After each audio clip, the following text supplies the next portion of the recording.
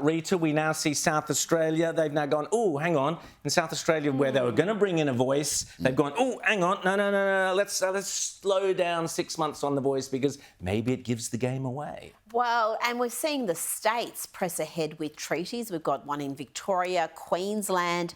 They're going to have all sorts of implications there. We know what's happening in WA with this Heritage Act. So it's the impact of this thinking, this separatism.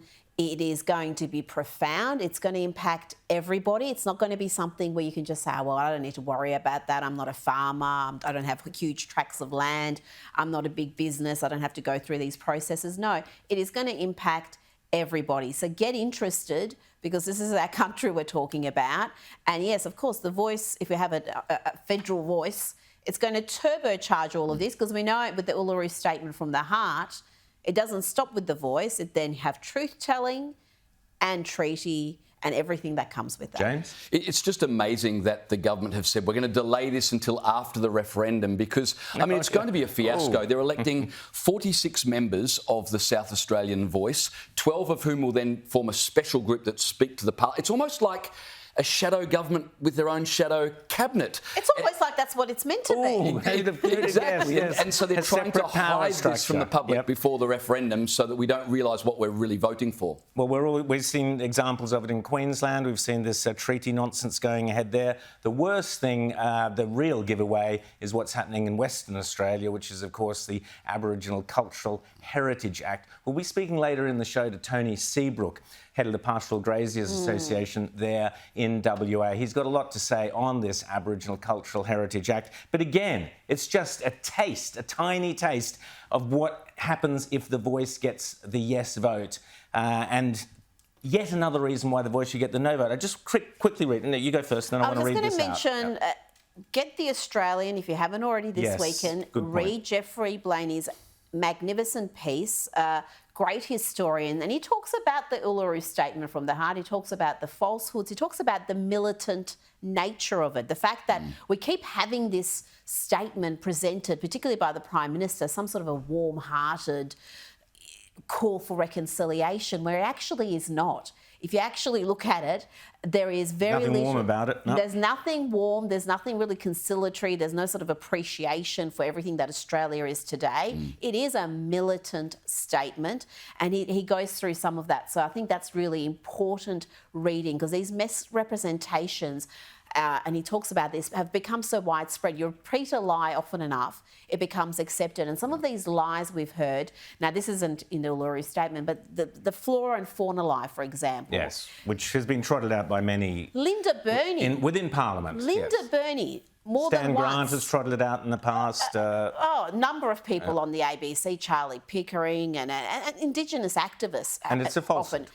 And it's an absolute false. Even the ABC did a fact check on this being an absolute, I think they called it an urban myth, a falsehood. So, but when you repeat these lies, and these lies are always so damaging, that they really make this country seem like it is some sort of racist backwater. James, there's this farcical article in The Economist in Britain who have come out, lefty economists saying, oh, finally Australia's going to get, proper treatment for Indigenous Australians. But what Rita says is 100% correct. The Jeffrey Blaney article, Jeffrey Blaney, one of our greatest historians, actually goes through the massive lie that the voice is built on, which you hear repeated time and time again, is that Indigenous Australians, Aborigines, were never voted, never had the vote, were never counted in the census, were basically non-people. Jeffrey Blaney forensically destroys that argument, going through right back. And here's the fantastic thing that we should be celebrating, is that Aboriginal women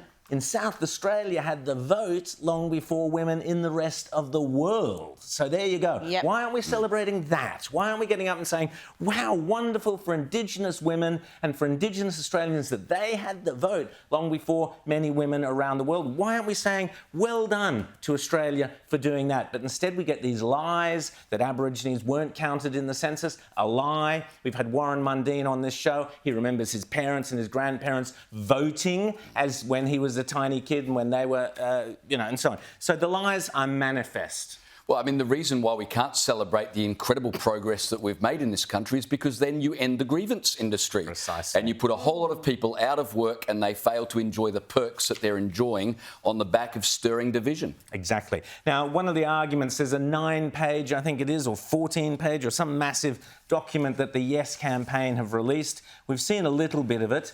Over 9 pages, or however many it is, they've managed to come up with this as a conclusion of how you should, if you're voting yes or want to encourage people to vote yes to the voice, speak from the heart. Emotional connection over intellectual debate, Rita. They say, this is the Yes campaign, say, use simple language and avoid jargon. Focus on the strengths, you know.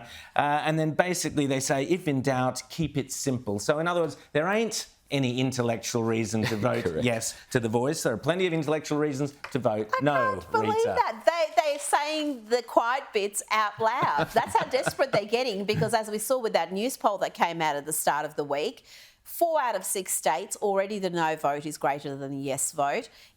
As it stands, if it were held today, it would fail. I would say so many of those undecideds, and there's about 11% nationally that are undecided, I would think they're very much quite no votes who are too shy to say no, because the no vote is being characterised as racist, bigoted, cruel by so many of our politicians and elites. What's interesting too is what we're going to see now with this Yes 23 campaign. They are cashed up. They've got a massive war chest. They're going to be handing out community grants, they call them, up to $15,000. Bribes, they're called in English. So if you want to have a event and, you know, to have simple language and encourage everyone to vote yes, they'll hand you thousands of dollars. I mean, it is such an uneven fight. This is not an even playing field. It's an incredible admission, isn't it, Ron? We get people to feel, but don't get them to think. But that's been the way the entire process has run. Do you remember when Albanese launched this thing with Shaquille O'Neal?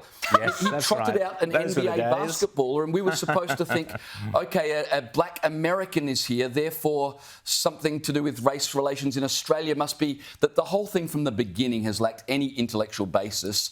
The entire case rests on emotion and feel. And handing back land and changing names. And if you were in Brisbane, they want to change it to Meejin, which I thought was a lefty newspaper. But anyway, the whole town's going to be called Lefty Newspaper. Great, can't wait for the Olympics. Surely Anastasia Palaszczuk isn't actually going to even contemplate. They've given away Goat Island. There's no stopping them. They're on a roll. They're going to do as much of this stuff as they can. Fraser Island. Correct. They renamed Fraser Island, and so it goes on. At Mount Warning, we had the story this week that Mount Warning, it is costing them a fortune to have round-the-clock security guards to stop people going to Mount Warning because it is a sacred Indigenous site. So not only do we give away sovereign land, this is what a treaty is, by the way, giving away sovereign land. Treaties normally involve some kind of quid pro quo, you get this, but no. These treaties that are being proposed is basically we give everything, money and land and water and everything else, to Indigenous activist organisations, and we don't get very much in return that I can see.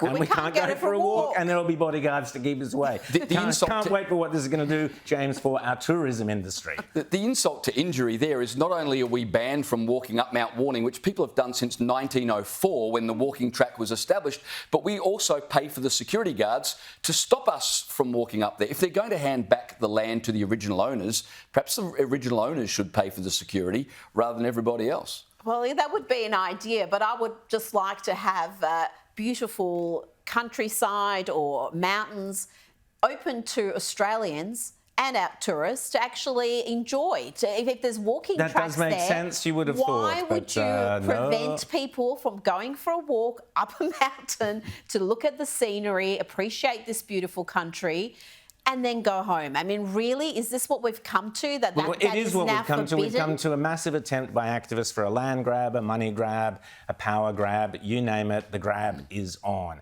Vote no to the grab or vote yes to the grab. It's up to you.